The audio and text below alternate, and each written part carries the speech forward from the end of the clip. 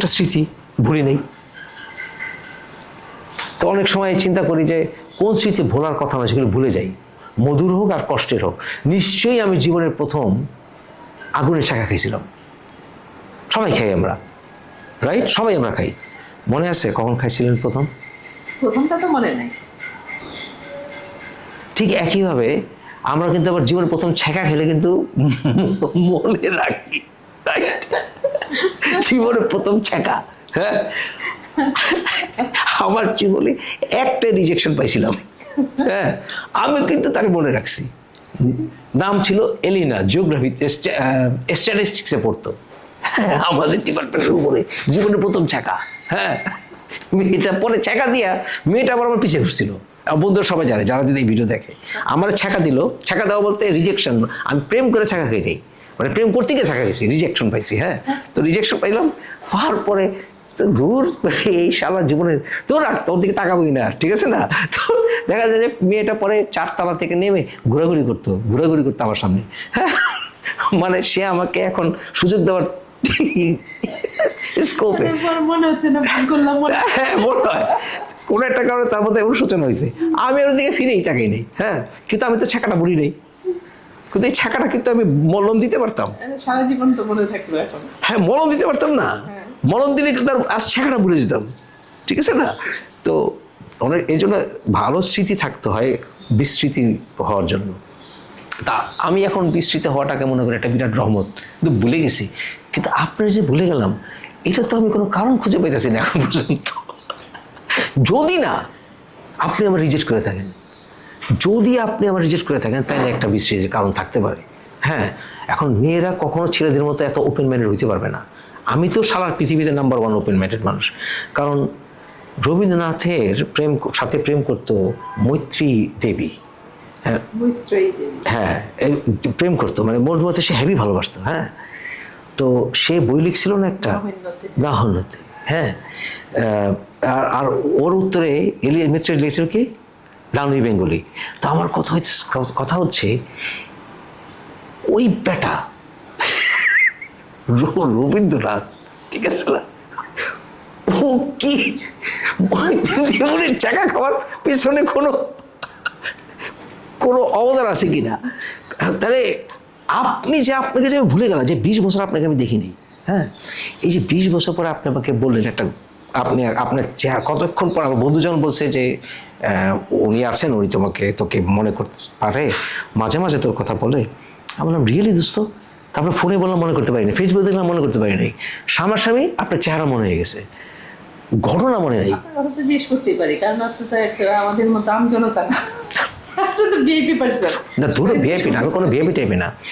যেটাই হচ্ছে, তা আমার কথা হচ্ছে, যখন আপনি আমাকে ওই যে একটা ঘটনা বললেন, এটা তো ভোলার মতো কোনো ঘটনা না। আপনি আমাকে যে ঘটনা বললেন, হ্যাঁ, আপনার সঙ্গে আমার এই ঘটনা ভোলার কোনো উপায় থাকার কথা না। হ্যাঁ, সেটা দর্শকরা অবশ্য অন্য কিছু মনে করতে পারে, অন্য কিছু না, কোনো একটা ভালো বিষয়। হ্যাঁ, তো কথা হচ্ছে এই যে আপনার আমি ভুলে গেলাম, আপনার কাছ থেকে আমি ছ্যাঁকা খেয়েছি। যদি ছ্যাঁকা খেয়ে থাকি তাইলে বলার একটা চান্স থাকতে পারে যে সারা রিজেক্ট করেছি, এটা ভুলে যা, এইটা হইতে পারে। এইটা আমার এইটা হলে আমি বরঞ্চ বলবো ভালো করছি, ঠিক আছে, যে ভালো এম্বারেসিং বা দুঃখজনক এরকম ঘটনাগুলো ভুলে যেতে পারি।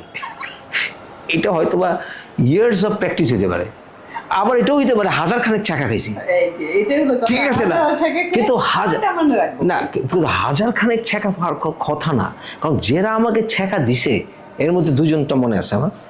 একটা তো এলিনা, মানে আমি মনে আছে, আপনারটা ভুলে গেছিলাম, এখন আপনি মনে করাই দিলেন। তো আমার কথা হচ্ছে, কিন্তু আপনার নাম ভুলে গেছিলাম, তাহলে আপনার কাছে ছ্যাঁকাটা বেশি খেয়েছি।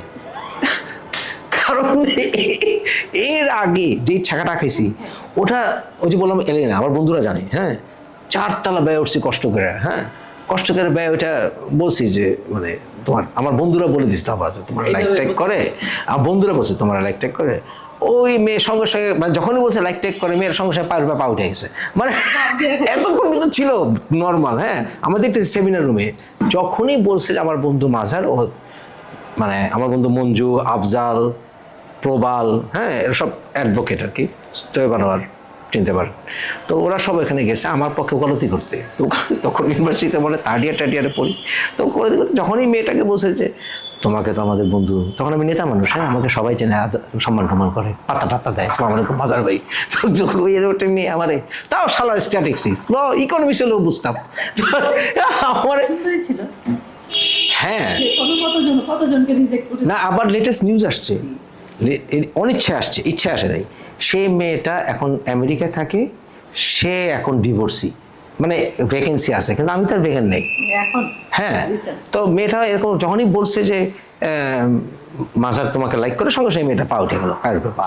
হ্যাঁ বলো, মানে ওটা জিনিস আমি সাগরের 3 নম্বর বাচ্চা, তো আমাকে সোজাসুজি রিজেক্ট করে দিল। হ্যাঁ, আমি বললাম দূর, যতদিন আমার সঙ্গে তোমার কিছু হবে না, তুমি লসে থাকবা। হ্যাঁ, এই ডায়লগ বলে নেমে গেলাম। হ্যাঁ, তারপরে তো মেয়ে আমার পিছনে ঘোরাঘুরি করলো কদিন, উল্টা ফেরত আসছে, বললাম না ফেরত আসছে, আমার পিছনে ঘোরাঘুরি করছে। তখন নিশ্চয়ই আরেকজন হয়ে তখন আমি না হয় নাই, ওদের পাত্তে দিনে ধর বেটা, একবার রিজেক্ট পেয়েছি, রিজেক্ট ধর বাদ, এরকম একটা ব্যাপার। হ্যাঁ, কিন্তু আপনার বেলায় যে আমি ভুলে গেলাম, ছ্যাঁকা তো আপনি বলে দিলেন খাইছি, ঠিক আছে না, 20 বছর পরে আগের ছ্যাঁকা, বাবা রে। তো আমার কথা হলো ছ্যাঁকাটা খুব তীব্র ছিল, ঠিক আছে না, ছ্যাঁকাটা খুব তীব্র ছ্যাঁকা ছিল, এবং সেই ছ্যাঁকাটা কি হার হইলে যে ভুলে যাই। ও না, এটা একটা কারণ আছে অবশ্য, ওইখানে বুঝাইছিল আমার বন্ধুরা, আর এইখানে আমি নিশ্চয় নিজে দিছি প্রস্তাব, ঠিক না, এই জন্য ছ্যাঁকার তীব্রতা বেশি, ঠিক না, এই ছ্যাঁকার তীব্রতা তার জন্য বেশি হয়েছে, যে আমি ভুলেই গেলাম বাবারে, ঠিক না ব্যাপারটা। তো যাই হোক, এখন আপনাকে এত বছর পরে কাছে পেলাম, সরি কাছে পেলাম শব্দটা ভুল হয়ে গেছে, এতদিন পরে দেখা হলো। মানে সামনে পেয়েছি, কাছে শব্দটা বললে অনেক অন্যরকম হতে পারে, আপনার সামনে পেলাম। আচ্ছা, আপনি যে আমাকে 20 বছর পরে দেখতেছেন, এই যে 20 বছর আগের ছ্যাঁকা যে খাইছিলাম আপনার কাছে, হ্যাঁ, আমার ওই আমি এর মধ্যে পার্থক্য আছে? না, একই রকম আছে আমি, একই রকম। সারা জীবন তো ফেলার হ্যাঁ ফেলি। আমি পরিবর্তন হই নাই, এটা কোনো কথা? না, আপনি আসলেই পরিবর্তন হন নাই। হয়নি, সত্যি হয়নি। শালার কি আশ্চর্য। হ্যাঁ, আচ্ছা এখন ধরেন আপনি, এইটা আশা করবো না, আপনি, আমি আবার 7 দিন পরে ফোন দিলাম, কি করতেছেন? আমি এখন ট্রেনে চাপ দেবো, কথার কথা কে? আপনি বলতেছেন আমাকে কোন একটা কারণে, হাইপোথেটিক্যালি ট্রেনের উপরে চাপ দিব। হ্যাঁ, আমরা খবর দাও, চাপ দিন না, আধা ঘন্টার মধ্যে আসতেছি। আধা ঘন্টার মধ্যে হুড়মুড়ে চলে আসলাম, ঠিক আছে, আবার আপনি নিয়ে কলা খেলাম, ডাব খেলাম, ঘুরলাম।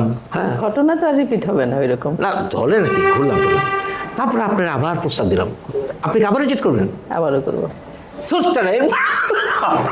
আপনার তার মনেই করবো না, উঠতে বসতে গেলাম, এবার কিন্তু করবো না। যতবার ছাকা খাবে ছেলেরা ওইটাই মনে রাখবে, চেষ্টা করবে। এটা তো ভুলে গেছি, ওটা তো ভুলে গেছি। হ্যাঁ, এটা তো বলবো না, সেকেন্ড চাকা জেনে শুনা, তাহলে আপনাকে তখন কিন্তু আপনার গালি করবো, কি মনে করে নিজেরা, ঠিক আছে না, কিন্তু কথা হইলো। হ্যাঁ বলেন, তারপর 20 বছর পরে সামনে এসে পড়ছে,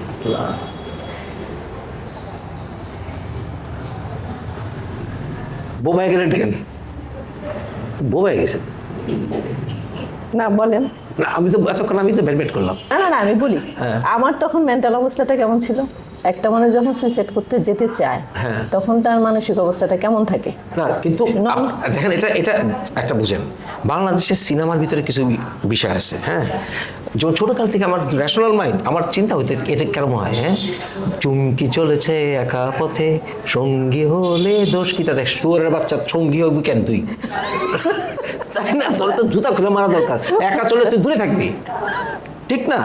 তো আমার কথা হচ্ছে, আমাদের দেশে এরকম সিনেমায় আছে এরকম। তারপরে ধরেন বনে বাজারে মেয়েটা হেঁটে যাচ্ছে, হঠাৎ করে গুন্ডা লাভ দিল, কোথা থেকে হিরো রিক্সা চালাতেছে, চট করে বাজায় দিল, তারপরে তাদের প্রেম হয় না এরকম। এই যে আপনি বলছেন আপনি মেন্টাল স্ট্রেস তখন কি অবস্থা, মানে সুইসাইড করে ফেলবেন এরকম একটা অবস্থা, এটা তো কেউ দর্শকরা কেউ বিশ্বাস করবে কিনা জানি না, আপনি তো সাক্ষী। তা আমি বললাম যে এত সুন্দর একটা মেয়ে মরে যাবে নাকি, হ্যাঁ। তা আপনি থাকেন, আমি আসতেছি। হ্যাঁ, তখন আমি 30 মিনিট ড্রাইভ করে বাঘের মতো ড্রাইভ করে চলে আসছি, চলে এসে আপনাকে বললাম এটা করেন না নাকি, তারপর আপনি নিয়ে ঘুরলাম টুরলাম। হ্যাঁ বললেন চলেন। হ্যাঁ, তারপর আমরা কি করলাম? ঘুরলাম না ঘুরলাম না, তাহলে চলেন যাই, গুলশান যাই। আচ্ছা, আমি ভদ্র মেয়ের মতো আপনার সাথে চলে আসছি। বাহ, তো সে তারপর? বললেন যে চলেন হ্যাঁ। একটা জায়গায় খুব ভালো বার্গার হয়, খুব ভালো বার্গার, হ্যাঁ। দুজন খাবো। হ্যাঁ। আচ্ছা, খেলাম, হ্যাঁ। খেয়ে তারপরে কোথায় গেলাম, হ্যাঁ। খিলক্ষেত গেলাম আচ্ছা। ঘুরি, আচ্ছা, হ্যাঁ, হ্যাঁ। কতক্ষণ ঘুরি, ওখানে ঘুরলাম, ঘুরে ফিরে তারপরে আবার কোথায় গেলাম, ঢাকা ইউনিভার্সিটি হ্যাঁ। ঘুরলাম, গল্প করলাম, হ্যাঁ। করে কতক্ষণ বসে আপনার গল্প করলেন। হ্যাঁ। তারপরে কি গল্প করলাম? সেটা আপনার পার্সোনাল গল্প, এই ঢাকা ইউনিভার্সিটি প্রেম করেছি, হেন করেছি, বউ, জীবনটা এই প্রেমে প্রেমে গেল। হ্যাঁ, প্রেমে প্রেমে গেল। হ্যাঁ। তারপরে অনেক গল্প করলাম, হ্যাঁ। করলেন। হ্যাঁ। তারপরে পার্কিং এ বসে হ্যাঁ। গল্প করলেন। তারপর একটু একটু একটু একটু ট্রাই করেছিলেন, একটু ট্রাই করলাম। মানে কিছু না, মুখে। আহ! হ্যাঁ, ইস! আচ্ছা আমি কি ছেলে মানুষ? হ্যাঁ। হ্যাঁ ছেলে মানুষ, বুঝলাম না তো, হ্যাঁ। যে বুঝতে হবে না। তাই? হ্যাঁ, এখন তাহলে মানে প্রেমটা আর আগেলো না, আগেল না। হইতে পারতো। না, একটা মেয়ের সাথে আপনি তখন ঘুরলেন, আপনি ছেলে কি মেয়ে সেটা না, আমার আমার কথা হলো, হ্যাঁ, আমার একটা প্রশ্ন, একটু হাতটা পর্যন্ত ধরতে পারলাম না। শালার কত বড় মানে বেজ্জতি। আমার কথা হচ্ছে যে এই যে আপনি আমার প্রতি অন্যায়টা করলেন, এখন তো বুঝেন সেটা অন্যায় হয়েছে নাকি, এটা বুঝেন না? অন্যায় না, আমি সেই সময়টার জন্য আমি কিন্তু সবসময় আপনাকে থ্যাঙ্কস দিই, বা না, আল্লাহকে আমাকে thanks থ্যাঙ্কস দিই। দেন, প্রথমত আল্লাহকে আল্লাহকে। থ্যাঙ্কস দেন, অসুবিধা নাই। হ্যাঁ, প্রথমত আল্লাহকে। হ্যাঁ, হ্যাঁ। ওই মোমেন্টে তো আপনার সাথে তো আমার হঠাৎ দেখা, তাই না? হ্যাঁ। কিছুদিন আগে হঠাৎ বৃষ্টির মতো। হঠাৎ বেশি। তারপর কেন আপনি তখন ফোন করবেন? আর কথা। তখন কিন্তু আমি ওইখানে ওই অবস্থায় দাঁড়িয়ে ছিলাম, আপনার জন্য ওয়েট করেছিলাম, ঘুরলাম। হ্যাঁ, হ্যাঁ, কিন্তু আমার কথা হচ্ছে এই যে আমি মানে এটা অন্যভাবে না নিয়েন না, যে আমি যে একটা উপকার করছি আপনার, যার জন্য আপনি এখন হ্যাপি জীবনে। আচ্ছা জানো, ওইটা হ্যাপি হিসেবে এখন রান্না করে যে খাওয়া। আপনি যে হ্যাপি, তখন আপনার সঙ্গে প্রেমে রাজি হয়ে যেতেন। না, হ্যাঁ, তাইলে আর বিদেশে যেতাম না, ঠিক আছে না? তাইলে আর এত তাহলে যাকে নিবে, তাহলে এখন এটা আজকে কি আমাকে রান্না করে খাওয়াবেন? খাবো। ইস, বইলে কত ভালো রান্না হইতে আজকে বুঝতে পারতো, ঠিক আছে না? কি রান্না করে খাবেন বলুন তো, কি জানে আনছে ওরা? কি জানি আছে, আমার রান্না কিন্তু খারাপ না। খাবো আজকে। আপনি আর ওই যে আমি একটু আগে রাহি বললাম আছে, যে আমি পারবো না, এখন এখন আপনি যেভাবে বললেন তাহলে আমি খাওয়াই দিয়ে একটু প্লিজ তৃপ্তি করে আপনি খেতে আছেন, রাহি আছে, দুজন মিলে একটু আমাদেরকে একটু খাওয়ান, খেয়ে মরি, সরি মরি না, খাই, খেয়ে আনন্দ পাই, ঠিক আছে? দারুণ একটা স্মৃতি তো। পারি। এখনো মনে হয় না? হ্যাঁ, এখনো মনে ও পড়ছে? ছ্যাঁকা খাওয়ার স্মৃতি মনে করবো না ভেবে নিছি, সেকেন্ড টাইম ছ্যাঁকা দিলে মনে থাকবে। তো এখন যদি আপনি না, এখন আর আপনার হবে, আপনি এখন হ্যাপি মানুষ, ঠিক আছে না? শালার আমি মনে করবই। আমি এখন হ্যাপি, একা একা থাকতে হ্যাপি, আমি এখন একা চলতে পছন্দ করি। না না না না না, তাহলে তো আনহ্যাপির গন্ধ পেতেছি। কে বলছে?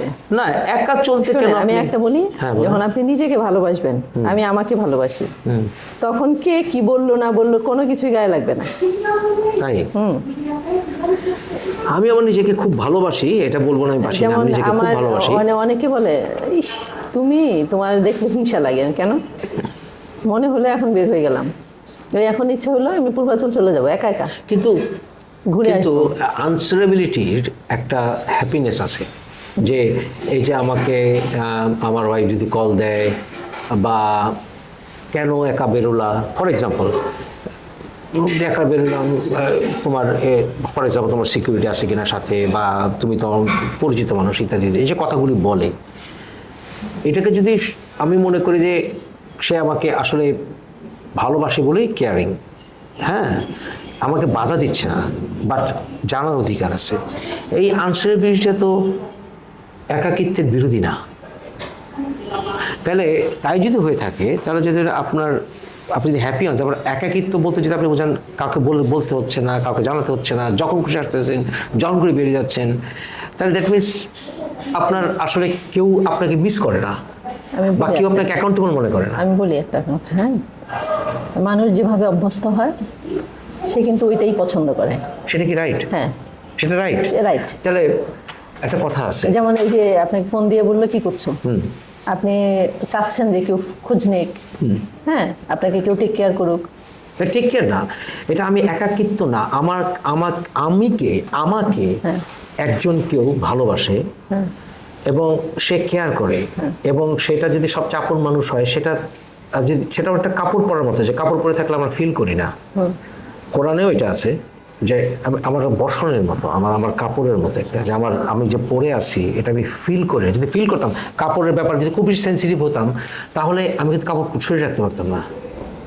এটা কিন্তু উলঙ্গতাকে কিন্তু যেমন একদিকে মডেস্টি, দাঁড়িয়ে কিন্তু আমার রোদ, বৃষ্টি, ঝড়, শীত এসবে কিন্তু কাপড় আমাকে হেল্প করে। তাই সংসারটা অনেকটা সেরকমই নয় কি?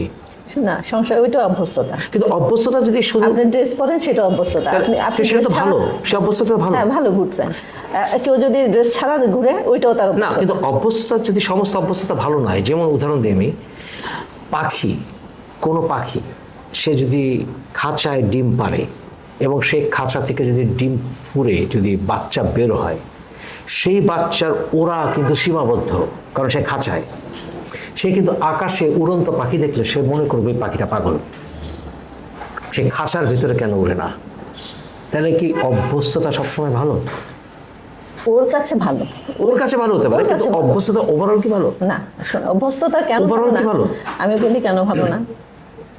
ওই যে যেমন ওই লাইফটা অভ্যস্ততা, যদি ওইটা হঠাৎ করে বিঘ্ন ঘটে, হ্যাঁ, তখন আপনার কষ্ট লাগবে, অনেক কষ্ট লাগবে। কিন্তু কথা হচ্ছে ওভারঅল, অভ্যস্ততা। আমি যে দুইটা অভ্যাসকে, একটা পাখির অভ্যাস হচ্ছে আকাশে মুক্তভাবে উড়ে বেড়া, আরেকটা পাখির অভ্যাস হচ্ছে খাঁচার ভিতরে উঠতে, ওরাটাকে সীমাবদ্ধ রাখা। সে ওটাতে সীমাবদ্ধ, কিন্তু যে উড়ন্ত ফ্রি পাখি, ওর পৃথিবীটা অনেক বড়, সীমাহীন। ও যদি এখন আবার এই পাখিটা, যে কিনা উড়ন্ত পাখি, তাকে যদি ছেড়ে দেওয়া হয়, ও যাবে না, উঠবে না। না ঠিক আছে, উড়বে না, সে খাঁচায় ফিরে আসবে, কিন্তু সে ফিরে আসবে নিজের ইচ্ছায়, তখন অনিচ্ছায় না।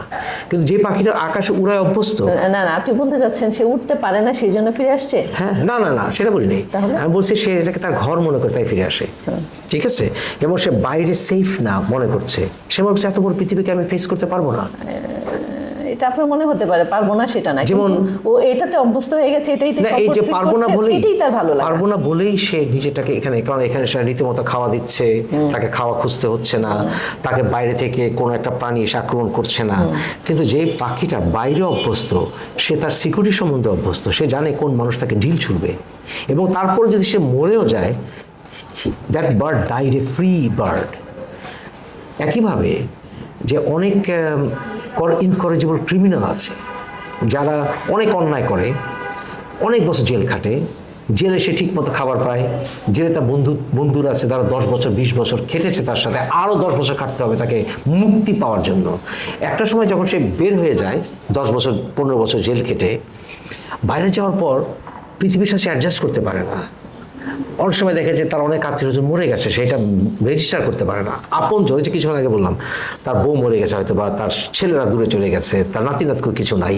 ওই যে আমাদের বাংলাদেশে কিছু নাকি একজন ফাঁসি দিত না, কি যেন নাম ওর, যে শেষ পর্যন্ত বিয়ে করলে তার বিট্রে হলো, মরে গেল লোকটা কিছুদিন ভিতরে। সে কিন্তু বিট্রেড হয়েছে মনে করছে, কিন্তু সেটা কিন্তু মারা গেছে। সে কিন্তু যখন তার ওই যে তার ইয়াং বউয়ের সঙ্গে সে বলছে যে এটা মেয়েটা খারাপ, সে কিন্তু ফাইটটা কন্টিনিউ করতে পারে না, সে কিন্তু হার্ট অ্যাটাকে মারা গেছে। তার কেন সে মারা গেল এটা নিয়ে কিন্তু কথা বলেনি। কিন্তু কথা হচ্ছে, এরকম অনেক ক্রিমিনাল আছে যারা শাস্তির পর বেরিয়ে যায়, কিন্তু সে জেলের লাইফ সে মিস করে। তখন সে অনেকটা ছোটোখাটো একটা ক্রাইম করে সে জেলে আবার ফেরত যায়। ফেরত গেলে তারও যে 10 বছরের বন্ধু যারা বেরোতে পারবে না, তাদের সঙ্গে আবার দেখে মনে করে আমার পরিবারে ফিরে আসছি। তাহলে কি অভ্যাসটা ভালো? এরকম হয় কখনো? হ্যাঁ, প্রচুর হয়। আপনি যদি ক্রিমিনোলজি স্টাডি করেন ওয়েস্টের, বিশেষ করে আমেরিকার যদি এই বিষয়ে স্টাডি করেন, যে why repeated offenders keep coming back.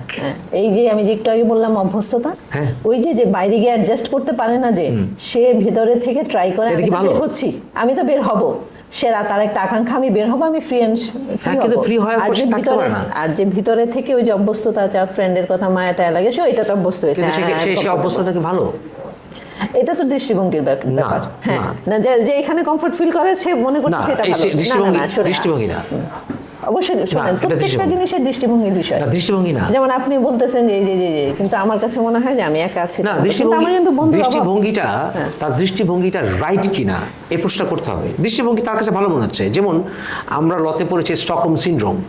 অনেক সময় হাজবেন্ড তাকে এত অ্যাবিউজ করে, এত মারে, তারপর সে হাজবেন্ডকে ছেড়ে দেয় না, কারণ সে একটা সময় ওইটাকে ইউজ টু হয়ে যায়। অভ্যস্ত, হ্যাঁ। সে মনে করে এইটাই আমার প্রেম, কারণ হাজবেন্ডকে অনেক সময় সে আমার সোনামানিক বলে তাকে বিছানা নেওয়ার জন্য, কিন্তু বাকি সময় তাকে পেটায়।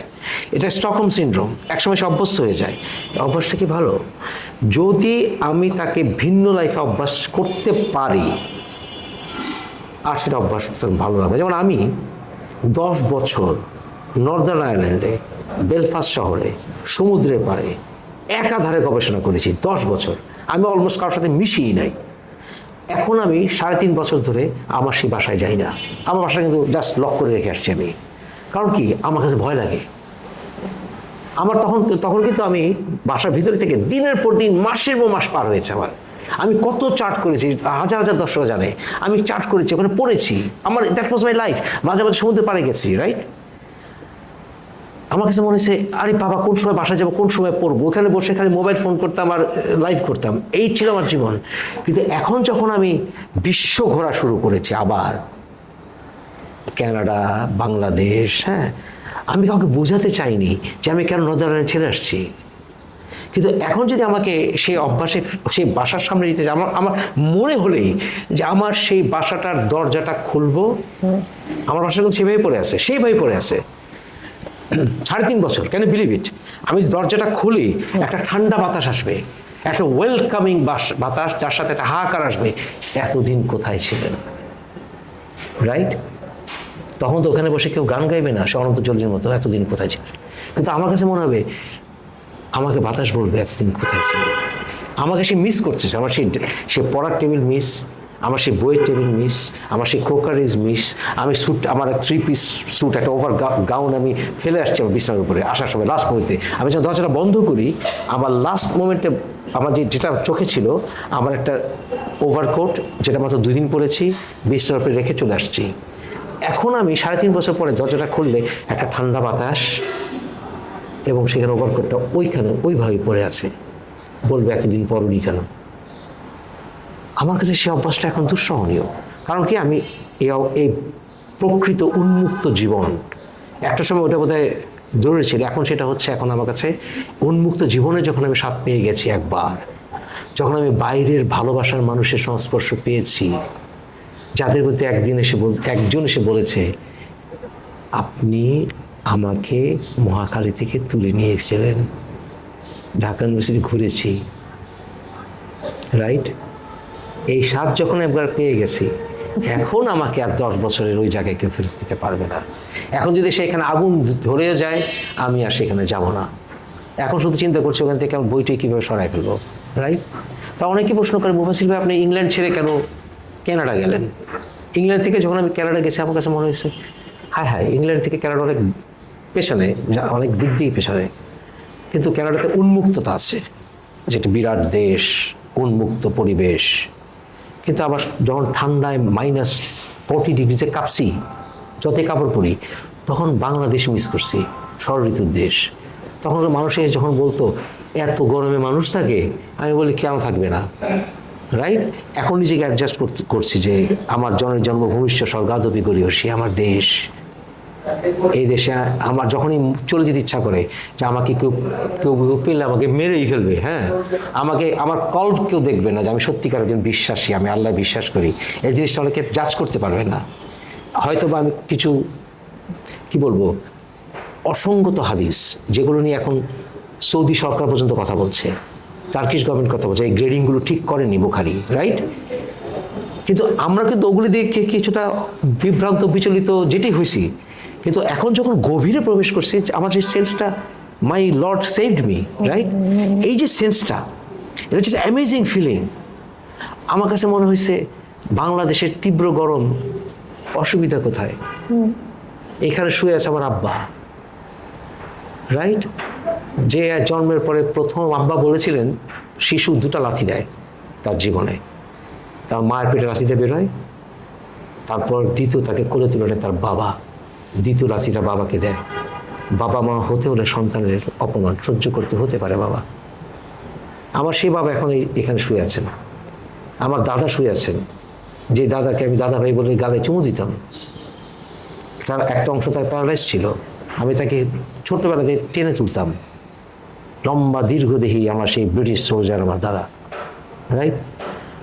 আমার এখানে শুয়ে আছে আমার ভুলু মামা, যে মামার চোখ কানা করতে চাইছিলাম ছোটকালে উলের কাটা দিয়ে, মামা শুধু অঙ্ক করায়, রাইট? তাহলে ওরা যদি শুয়ে থাকতে পারেন, আমি কেন পারবো না? আমি কেন পারবো না? যখন এখন মানুষ বৃষ্টি হলে বলে আজকে কাজে আসা খুব কষ্ট হচ্ছে, আমি বলি তোমরাই যখন বিদেশে যাও -40°C জুব্বা পরে ঠান্ডার ভিতরে দৌড়াও কাজ করার জন্য, এখানে পারবে না কেন? কেন পারবো না? পৃথিবীতে সবচেয়ে সুন্দর মানুষগুলো এখানে আছে, হয়তো বা কিছু গাইডেন্সের অভাব, তাই না? যাকে যাকে জান্নাত দিয়ে দিচ্ছে, যাকে যাকে নরক দিয়ে দিচ্ছে। আমি তো কারো বিচারক না, আমি বিচারক হতে পারতাম, আমি যতটুকু কোয়ালিফিকেশন আমার বিচারক হতে পারতাম, আমি জাজ করে আমি তখন জাজের রায় দিয়ে দিতাম, কিন্তু আমি তো জান্নাতের রায় দিতে পারি না। মানুষ যাকে যাকে ফতোয়া দিচ্ছে নাস্তিক, যাকে যাকে ফতোয়া দিচ্ছে কাফের, যাকে যাকে ফতোয়া দিচ্ছে জান্নাতি, জান্নাতের টিকিট বিক্রি করছে। এই যে আমার দেশটাকে আমি এরকম দেখে যাইনি। কি হবে ওয়ার্স্ট কেস? আমাকে বলে তোকে মেরে ফেলবো, কেউ কেউ আছে। হ্যাঁ, আমি যদি বিশ্বাসী একটু আগে আল্লাহর কাছে যাবো, এই তার তো কিছু না। তা আল্লাহর কাছে যাওয়াটা, পাঠানোটা শাস্তি হয় কিভাবে? আমি তো বুঝি না, আমি বুঝি না, তো আমার কাছে বুঝে আসে না। হ্যাঁ, বিরাট চেঞ্জ। চেঞ্জ না, এটা হচ্ছে ইম্যাকুলেট অ্যাওয়ারনেস, অ্যাওয়েকেনিং। এই অ্যাওয়েকেনিং আমি কখনো নাস্তিক ছিলাম না, এটা কেউ যদি মনে করে থাকে হি ইজ রং। কেউ কোনোদিন বলতে পারবে না একদিনের জন্য বলছে আমি নাস্তিক। হ্যাঁ, কিছু বিভ্রান্তিকর হাদিস, কিছু বিভ্রান্তিকর তাফসীর, কিছু বিভ্রান্তিকর ইতিহাস আমাকে বিভ্রান্তিতে ফেলছিল। হজরত মূসা আলাইহিস সালাম 7 নম্বর সূরার 150 নম্বর আয়াত পড়ে দেখবেন, আল্লাহর কালাম মাটিতে ছুঁড়ে মারছিলেন উনি, রাইট? সুতরাং আমাদের ভিতরে বিভ্রান্তি হতে পারে, কিন্তু বিভ্রান্তি হওয়া মানেই তো এটা নয় যে কে উনি কে। ও আচ্ছা, বসেন। তা বিভ্রান্তি হওয়া মানেই তো এটা নয় যে আমি আমার ইমান থেকে সরে যাব, রাইট? কিন্তু এইটা হতে পারে যে হয় কি, বিশ্বাস, উপরওয়ালার প্রতি বিশ্বাস, এটা কিন্তু যুক্তির বাইরে। অনেক বড় বড় ইমাম গাজ্জালি একসময় যুক্তির বাইরে নিয়ে গেছেন বিশ্বাস। বিশ্বাস করতে গেলে অবশ্যই যুক্তির বাইরে যেতে যুক্তির বাইরে যেতে হবে, এবং সেটা ফিলিংসের ব্যাপার। হ্যাঁ, ফিলিংসের ব্যাপার। কারণ আমি এটাই হ্যাঁ, মানে আমার কথা হচ্ছে বিশ্বাসটা অনেক সময় যেমন প্রাথমিক স্তরে যুক্তি দিতে হবে। হ্যাঁ, আমি যুক্তির চরমে গেছি, আস্তিকের পক্ষে, নাস্তিকের পক্ষে, খ্রিস্টানের পক্ষে, ইহুদির পক্ষে, হিন্দুইজমের পক্ষে, আমি বিশ্বাস মানে যুক্তির চরমে গেছি। হ্যাঁ, যে আমার সঙ্গে বসলে কোনো মোল্লা মৌলবী হয়তো বিতর্কে আমাকে হারানো মুশকিল, আবার কোনো নাস্তিক আমার সঙ্গে, আমি যদি ধর্মের পক্ষে কথা বলি, আমাকে হারানো মুশকিল, রাইট? এই পর্যায়ে গিয়ে আমার যখন মানে অনেকের এটা হবে না, অনেকের বাইপাস সার্জারি হইতে পারে, হয় নাই, অনেকের হয় নাই, কিন্তু আমার হয়েছে। আমার ভিতরে একটা ফিলিং আসছে, আমার কাছে মনে হয়েছে যে এই দেহের বাইরে একটা আত্মা আছে, সেটা কনশাস। কারণ আমি ওই যে বললাম 2018-তে আমার যখন অপারেশন হলো, অপারেশন হওয়ার আগে ডাক্তার আমাকে বললো যে 6.5 ঘন্টা লাগবে আপনার অপারেশন, আপনি মরে যেতে পারেন অপারেশন টেবিলে, আপনি মরবেন, 10% চান্স আপনি মারা যাবেন, 10% চান্স আপনি সারা জীবনের জন্য প্যারালাইজড হয়ে যাবেন, 10% চান্স আপনার মেমোরি নষ্ট হয়ে যাবে, 10% চান্স আপনার মুখের শব্দ বন্ধ হয়ে যাবে, মানে অ্যাবাউট 40 to 60% আমি নাই। আমি হাসতে হাসতে অপারেশন টেবিলে চলে গেছি। যখন অপারেশন হয়েছে, অপারেশন হওয়ার পরে অপারেশন টেবিলে যখন আমাকে নিচ্ছে, আমি কথা বলতেছি এরকম, হ্যাঁ, ডাক্তাররা আমার অবচেতন নেই, তারা আমাকে অ্যানেস্থেসিয়া দিচ্ছে, আমি কিন্তু টের পাইনি, কথা বলতেছি। এটা এমন না যে আমার ঘুম ধরছে, বাবারে আমি ঘুমাচ্ছি, আল্লাহ, হ্যাঁ ঘুমাবো, কালকে পরে কথা বলেন, এটা কিন্তু এরকম না, কথা বলতেছি নাই, ঠিক আছে? এবং ফেরত আসছি, আমার ভিতরে কোনো টায়ার্ডনেস নাই, আমার কাছে মনে হয় নাই, আমি কোনো স্বপ্ন দেখি নাই, রাইট? অনেক আছে যে মৃত্যুর মুখে ঠেলে যায়, সে স্বপ্ন দেখে, মানে মনে হয় যেন লাইট টাইট কী দেখে, আমার এরকম কিছুই মনে হয় নেই, আমার কোনো ভয়টাও কাজ করে নেই, যারা আমার দর্শক তারা জানে। তো আমি যখন এরকম উঠছি না, আমি ডাক্তারকে বলছি, আমার শরীরে রক্ত, ডাক্তারকে বলতেছি, ডাক্তার সাহেব, doctor what happen, did I have my operation, when am I going to have my operation? Well, so you already had it. I said, I already had my operation. তুমি আর বললা না করলে না operation, you already had it. But I said, but you said it's gonna take 6.5 hours or 7 hours. Well, it took 6.5 hours. I mean, really? I said, yes. তখন doctor তো আমার রক্ত মুছতেছে শরীরে, নার্সরা, হ্যাঁ, আমার সিস করা রক্ত মুছতেছে, আমাকে বলতেছে, ছবি আছে আমার, বলতেছে, আমাকে বলছে, হাউ আর ইউ ফিলিং? আমি বলতেছে অ্যামেজিং। আচ্ছা অ্যামেজিং? আর জীবনে প্রথম শুনলাম কোনো, ওই যে বললাম কারো করে সেন্সটা হবে, কারোটা হয় না। আমাকে বলছে অ্যামেজিং, বলছে অ্যামেজিং। আমার কাছে তখন কী মনে হয়েছে যে আমার এই কনসাসনেসটা কোথায় ছিল। তখন আমি কনসাসনেস নিয়ে আমি স্টাডি করা শুরু করছি। আমি দেখলাম এই যে কনসাসনেস, এটা ব্রেনের উপর নির্ভরশীল না। পৃথিবীর সবচেয়ে বড় বড় সায়েন্টিস্টরা কনসাসনেস নিয়ে পড়াশোনা করে দেখবেন, তারা কেউ বলবে না যে কনসাসনেস ব্রেনের উপর নির্ভরশীল। এটা বডির কিছু না, এটা কি ইউনিভার্স থেকে আসে না কোথা থেকে আসে, রাডারের মতো মানুষ জানে না। এর জন্য অনেকে আছে 10 বছর, 20 বছর, 30 বছর অজ্ঞান থাকে, বা 1 বছর অজ্ঞান থাকে। এটা ওই যে ইনডিউসড অজ্ঞান না, আছে না, অপারেশনের আগে দেয় আবার ফিরে দেয়, এটা না, যে কখন সায়েন্টিস্টরা দেখতেছে সব ঠিক আছে কিন্তু লোকটা জ্ঞান নাই। কিভাবে আনবে সায়েন্টিস্টরা জানে না, এটা কোথায় থাকে তারা মাইক্রোস্কোপ এক্সরে দিয়ে তারা ধরতে পারে না, ধরতে পারে নিয়ে আসতো, দে ডোন্ট নো। এটা যারা অল্প বিদ্যা বা এই বিষয়ে গভীরভাবে পড়াশোনা করে নাই, তারা বলবে আরে বডির উপর নির্ভর করে, হ্যাঁ, কিন্তু এটা কিন্তু বডির উপর নির্ভর করে না। তাহলে তখনই আমার মনে হয়েছে এই যে কনসাসনেসটা বডির বাইরের কিছু বিষয়, তাহলে এটা আত্মা, this is soul. Soul is not life. ওই যে কোরআনে কতগুলো শব্দ আছে, নাফস একটা শব্দ, হ্যাঁ, এগুলো কিন্তু লাইফ না। মরে গেলে আমি আমার ব্রেনের উপর যেটা নির্ভরশীল সেটা কিন্তু আমি পচে গেলে গলে গেলে শেষ হয়ে যাবে, অথবা আমাকে মাথায় বাড়ি দিলে আমার সেন্স নষ্ট হবে। কিন্তু যে কনসাসনেস যেটা একবার নষ্ট হয়ে যায়, হারিয়ে যায়, এটা কোথাও প্রিজার্ভ থাকে, থাকতে পারে, ইটস লাইক এ ব্যাংক। কিন্তু কোথায় থাকে আই ডোন্ট নো। তাহলে এই যে যখন আমার ফেরত আসলো, আমি যে ছিলাম না, হোয়ার ওয়াজ আই? আমি স্বপ্ন দেখলে কিন্তু একটা অবস্থায় থাকি যে আমি স্বপ্ন দেখতেছি, আমি বুঝি, কিন্তু আমি যখন অস্তিত্বে ছিলাম না, আমি কোথায় ছিলাম? আমি কোথায় ছিলাম? আমি বহু রাত কাঁদছি যে আমি কোথায় ছিলাম, এই সময়টুকু কোথায় ছিল, আমি কোথায় ছিলাম। এই সেন্সটা ওইটাতেই আমার কাছে মনে হয়েছে দিস ইজ কল্ড লাইফ। এবং সেইটার পিছনে একটা ক্রিয়েটিং পাওয়ার আছে, একটা শক্তি আছে। সেই শক্তিকে কেউ ডাকবে আল্লাহ, কেউ ডাকবে, হিন্দুরা ডাকবে কি, খ্রিস্টানরা ডাকবে ইয়োগা, হোয়াটএভার। কিন্তু সেই পর থেকে আমার ভিতরে যে একটা, যেটাকে আমরা সাধারণভাবে ঈমান বলি, যেটা এমন একটা লেভেলে চলে গেছে যে সেটা শুধুমাত্র নামাজ, রোজা, হজ, জাকাত এগুলি করে সেটা অর্জিত হবে না। অনেকে তাহলে নামাজ পড়ে, হজ করে, কিন্তু শালারা গিয়ে অনেক সময় বদমাইশি করে, রাইট? সেটা এটার উপর নির্ভরশীল না। মানুষের পার্সপেক্টিভ চেঞ্জ হয়ে যাবে, পরশপাতর হয়ে যাবে মানুষ। মানুষ যখন একবার সাথে কারোর সাথে কথা বলবে, সে জীবনে তাকে বলবে না, জীবনে তাকে বলবে না। এরকম ব্যক্তিত্ব যদি অর্জন করতে পারে, জীবনের কিছু লাগে না। অনেক কথা বললাম, পেছন পড়লাম, এত বছর পরে দেখা হয়।